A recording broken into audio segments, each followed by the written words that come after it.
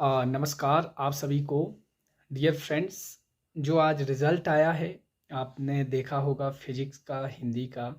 हालांकि मैंने इसके ऊपर कोई कट ऑफ नहीं डाला था क्योंकि मैंने पहले भी कहा था इस जॉनर से मेरा कोई ज़्यादा संबंध नहीं है।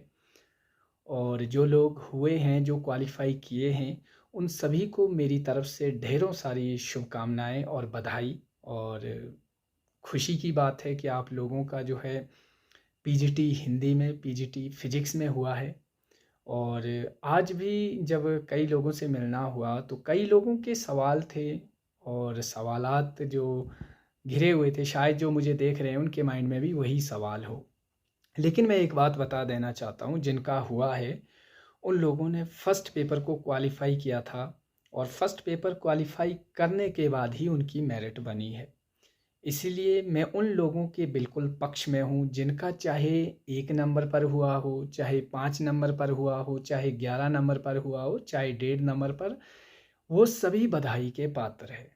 हम लोग ये कतई नहीं मान सकते या कतई नहीं कह सकते कि उन लोगों के मार्क्स कम है, क्योंकि कई सारे जो है कमेंट्स कर रहे थे कि सर इसके ऊपर क्या कहना चाहेंगे आप, वगैरह वगैरह। तो इसके ऊपर देखिए, मेरा बिल्कुल सीधा सा स्टैंड है कि ये उन लोगों की मेहनत थी जिन्होंने फर्स्ट पेपर क्वालिफाई किया। अगर आपने क्वेश्चन मार्क करना है तो आप लोग जो है आने वाले समय के लिए सिस्टम के ऊपर ज़रूर क्वेश्चन कर सकते हैं कि इस तरह भी कुछ होता होगा, इस तरह से भी कुछ व्यवस्था जो परिवर्तन हुआ है, कुछ चीज़ें जो आपको शायद अटपटी सी लग रही है, आपके दिमाग में जो सवाल चल रहा है, उन सभी प्रश्नों का जवाब मैं नहीं दे सकता, वो आप लोग खुद जानते हैं। और जिन लोगों ने इस एग्ज़ाम को क्वालिफ़ाई किया है, वो अपने दम पर फर्स्ट पेपर को क्वालिफ़ाई करने के बाद ही उनकी मेरिट बनी है। इसे हम नॉर्म रेफरेंस्ड इवैल्यूएशन कहते हैं। वो कंपैरेटिवली औरों से बेटर थे।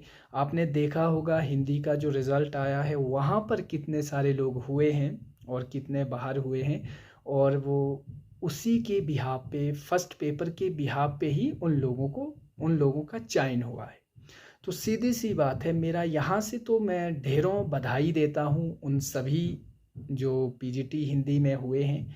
और यहाँ पर कोई भी क्वेश्चन मार्क जैसी अ, स्थिति नहीं है।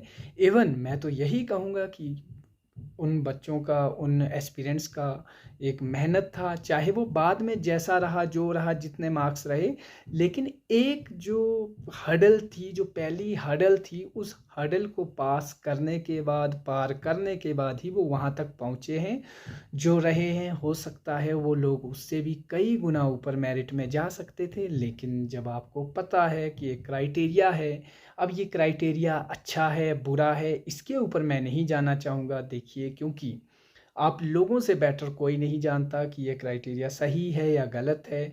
ये सिस्टम जैसा बना है, जैसा भी सिस्टम है, वो पहले से रेडी, मैंने तो इसके ऊपर कोई मतलब हम नहीं कर सकते कि ये है वो है। वो सिस्टम सरकार ने बनाया है, एचपीपीएससी ने इसको बनाया है।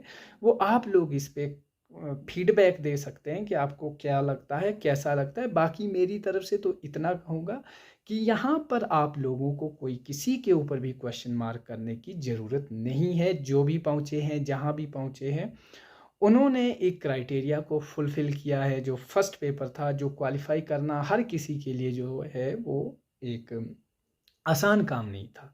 इसीलिए ये जो मेरिट है इतनी डाउन आई है। और मैं ये समझता हूँ कि यहाँ तक पहुँचने के लिए उन्होंने काफ़ी स्ट्रगल किया। शायद मैं ये कहूँगा कि एक जो लोग रहे हैं उन लोगों ने शायद दुगना स्ट्रगल किया होगा, लेकिन फर्स्ट पेपर उनके लिए बाधा रही।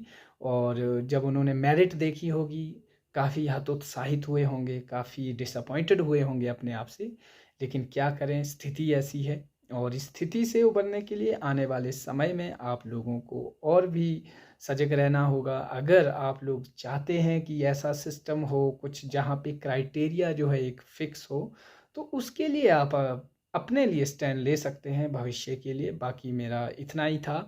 आप सभी को ढेरों सारी शुभकामनाएं। जो लोग बार बार कमेंट्स कर रहे थे, मैं उनके लिए यही कहूँगा कि यहाँ पर जो है आप कोई भी क्वेश्चन मार्क नहीं कर सकते पार्टिकुलर पर्सन पर। वो पार्टिकुलर पर्सन ने जो है वो अचीवमेंट की है, वो चाहे जहाँ पर भी है, कट ऑफ जहाँ पे भी आई है, उसने एक क्राइटेरिया फुलफिल करके जो है वहाँ पर पहुँचा है। तो ये बात जो है बधाई की पात्र है और उन तमाम एस्पिरेंट्स को मेरी तरफ से ढेरों सारी शुभकामनाएं। जय हिंद।